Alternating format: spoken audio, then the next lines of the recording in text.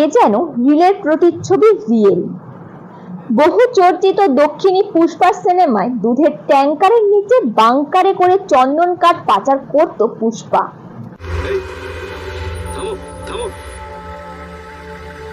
Check করো কি সাহেব আবার সন্দেহ করছেন আমার উপর? আরে আপনার ডান্ডা খেয়ে একদম দুধের মতো সাদা হয়ে গেছে এখন, এই জন্য দুধের ব্যবসা করছি। হ্যাঁ স্যার, আমরা কলস্তি খোয়া শপের সাথে যুক্তি করেছি।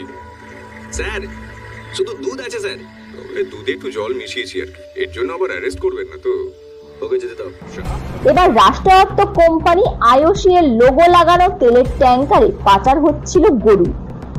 অভিযান চালিয়ে সেই ট্যাঙ্কার থেকে 25টি গরু উদ্ধার করল নন্দকুমার থানার পুলিশ।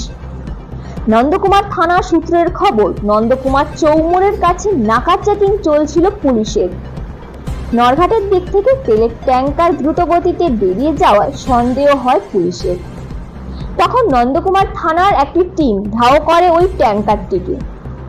বেগতিক বুঝতে পেরে ট্যাঙ্কার রাস্তার পাশে ফেলে চম্পট দেয় ট্যাঙ্কারের চালক ও খালাসি। ট্যাঙ্কারটিকে থানায় নিয়ে এসে পরীক্ষা করতে ধরা পড়ে ট্যাঙ্কারের পেছনের দিকটা অন্যান্য তেলের ট্যাঙ্কারের থেকে আলাদা। তারপর ট্যাঙ্কারের পেছনের অংশ কোনো মতে খুলতেই পুলিশ কর্মীদের চক্ষু চড়ক গাছ। ট্যাঙ্কারের ভেতরে রীতিমতো বাংকারের মতো করা হয়েছে, আর তাতে থরথরে সাজানো হয়েছে গরু। নন্দকুমার থানা সূত্রের খবর, মোট 25টি গরু উদ্ধার হয়েছে। জেলা প্রাণী সম্পদ দপ্তরের সাথে যোগাযোগ করা হয়েছে গরুগুলিকে অন্যত্র নিয়ে যাওয়ার জন্য।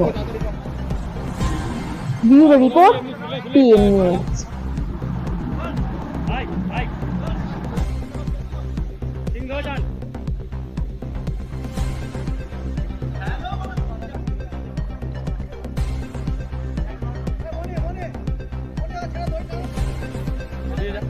আমাদেরকে